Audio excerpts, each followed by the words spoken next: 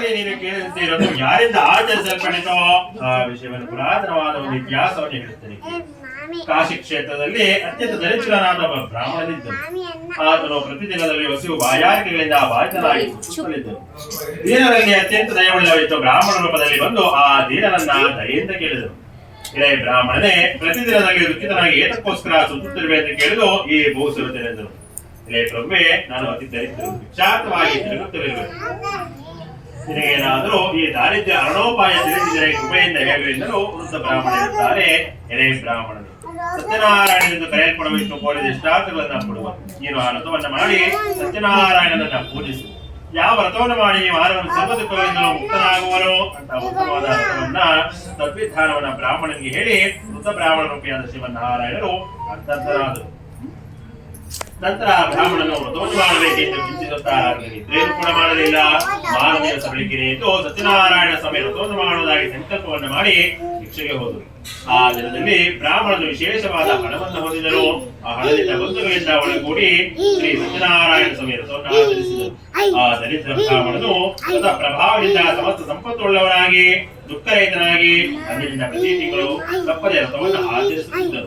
ಈ ಪ್ರಕಾರವಾಗಿ ಬ್ರಾಹ್ಮಣೋತ್ತಮ ಸತ್ಯನಾರಾಯಣ ಸ್ವಾಮಿ ವ್ರತವನ್ನು ಮಾಡುವುದಾಗಿ ಸಕಲವಾದ ಪಾಪಗಳಿಂದ ಬೀಳಕೊಂಡು ಇತರರಿಂದ ಹೊಂದಲು ಅಸಾಧ್ಯವಾದ ಮುಕ್ತಿಯನ್ನು ಹೊಂದಿದರು. ಎಳೆಯನಾದ ಮಹರ್ಷಿ ಈ ವ್ರತದ ಆಚರಣೆಯಿಂದ ಸಕಲ ದುಃಖಗಳು ನಾಶವಾಗುತ್ತವೆ ಎಂಬುದಾಗಿ ಶ್ರೀಮನ್ನಾರಾಯಣ ನುಡಿದರು.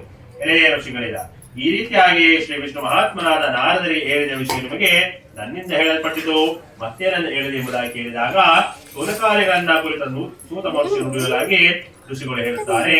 ಎಳೆಯ ಮಹರ್ಷಿ, ಈ ವ್ರತವನ್ನ ಬ್ರಾಹ್ಮಣನಿಂದ ಕೇಳಿ ಭೂಮಿಯಲ್ಲಿ ಮತ್ಯಾರಿಂದ ಆಚರಿಸಲ್ಪಟ್ಟಿತು, ಆ ಸಮಸ್ತವನ್ನು ತಿಳಿಸಬೇಕೆಂದು ಕೇಳಲು ಸೂತರು ಹೇಳುತ್ತಾರೆ.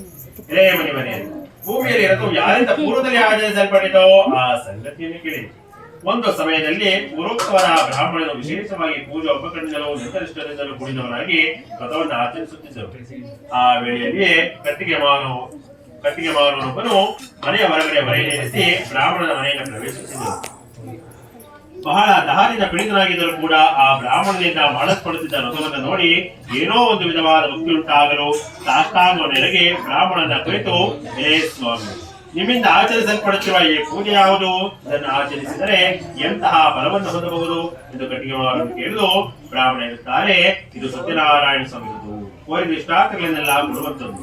ನನಗೆ ವ್ರತ ಅನುಗ್ರಹದಿಂದಲೇ ನನ್ನ ಧಾನ್ಯಾದಿಯಾಗಿ ಸಂಪತ್ತು ಉಂಟಾಯಿತು ಎಂದು ಹೇಳಿದು ಗಟ್ಟಿಗೆ ಮಾರುವನು ಅತ್ಯಂತ ಸಂತೋಷದಿಂದ ಆ ಸ್ವಾಮಿಯ ಪ್ರಸಾದವನ್ನು ಭಕ್ಷಿಸಿ ಜಲಪಾನವನ್ನು ಮಾಡಿ ಆ ದಿವಸ ಗಟ್ಟಿಗೆ ಮಾರಿದ ಹಣದಲ್ಲಿ ಸತ್ಯನಾರಾಯಣ ಸ್ವಾಮಿ ವ್ರತವನ್ನು ಮಾಡಬೇಕೆಂದು ಆ ಸ್ವಾಮಿಯನ್ನು ಧ್ಯಾನಿಸುತ್ತಾ ತಲೆಯ ಮೇಲೆ ಹೊರೆಯನ್ನು ಇಟ್ಟುಕೊಂಡು ಪಟ್ಟಣದಲ್ಲಿ ಪುಣ್ಯವಂತಕರಾದ ಧನಿಕರಿಗೆ ಆಗಿರುವುದು.